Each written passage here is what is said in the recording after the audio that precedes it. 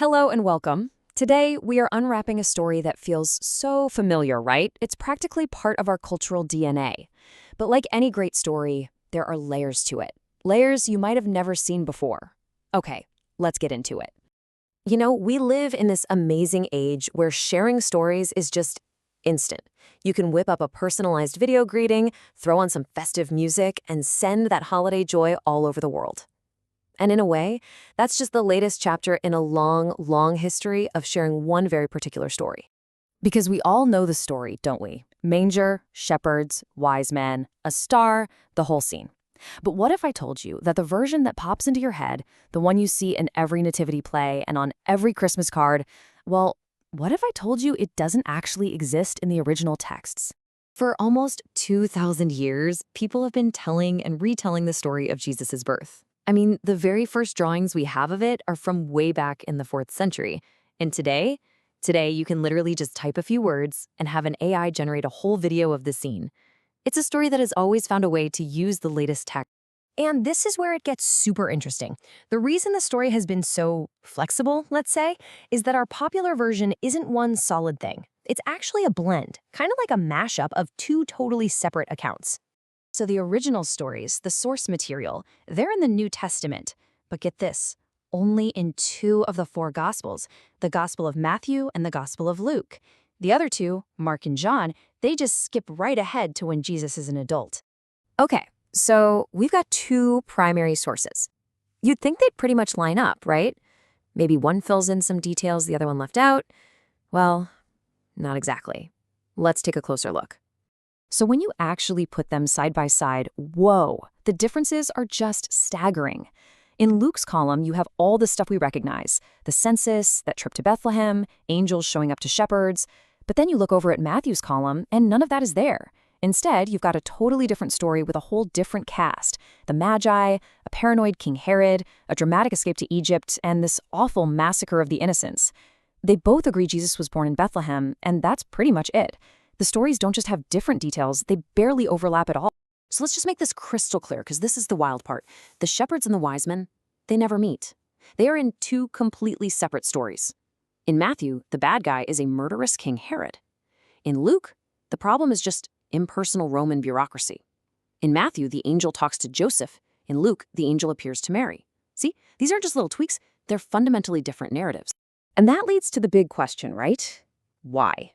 Why would 2 authors writing about the same major event come up with such wildly different accounts? Were they just bad at their jobs? Not at all. They were actually doing something much more interesting. The key to unlocking this whole puzzle is right here. You see, the gospel writers weren't trying to write a biography like we would today. They were theologians. They were crafting arguments, using the story of Jesus' birth to deliver a very specific message to a very specific audience. And it all boils down to audience. Matthew was writing for a mostly Jewish Christian community. His #1 goal was to prove that Jesus was the Messiah they had been waiting for, a new King David. Luke, on the other hand, was writing for a non-Jewish audience, Gentiles all across the Roman Empire. His goal was to show that Jesus was a savior for everyone. And once you know that, Matthew's choices make perfect sense. He starts with a family tree that connects Jesus right back to King David and Abraham, huge figures in Judaism. He brings in the Magi, these foreign kingmakers with royal gifts, and the story about a baby escaping a jealous king and fleeing to Egypt. For his audience, that would have been an unmistakable echo of the story of Moses.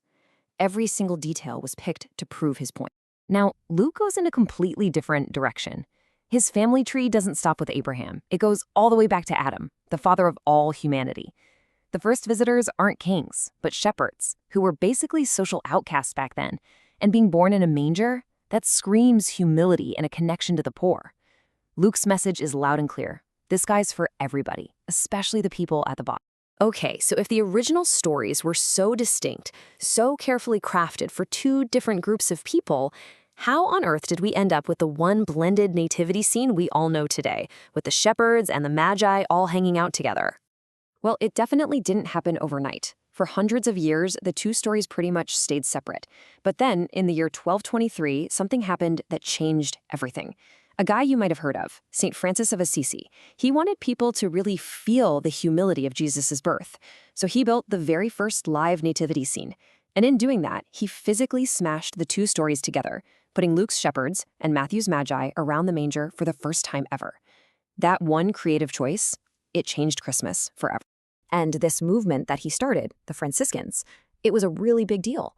They shifted the whole focus away from Jesus as this powerful, kingly figure to a more tender, humble, and approachable person. And highlighting the poverty of his birth was a huge part of creating that new, softer image. After St. Francis, it was like the floodgates opened. Artists, musicians, playwrights, they all ran with it.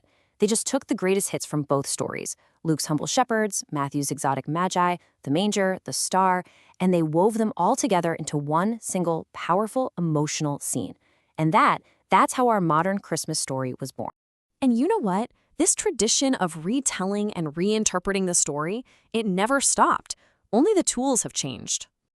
So today, instead of clay and paint, we have artificial intelligence.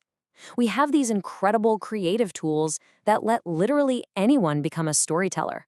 You can generate a video from a text prompt, create a unique image from a description, or even have an AI voice narrate your story. It's a fresh take on a very old tradition.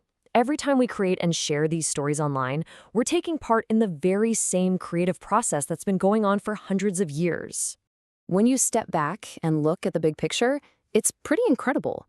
The journey of this one narrative went from spoken word to written scrolls to priceless paintings and now to digital pixels on a screen. The medium is always changing, but the story itself just keeps going. And that kind of makes you wonder, doesn't it? Here we have a 2,000-year-old story that's now being told by artificial intelligence. If that doesn't show you the enduring power of a good story, I don't know what does. And it leaves us with one final, fascinating question. What's next?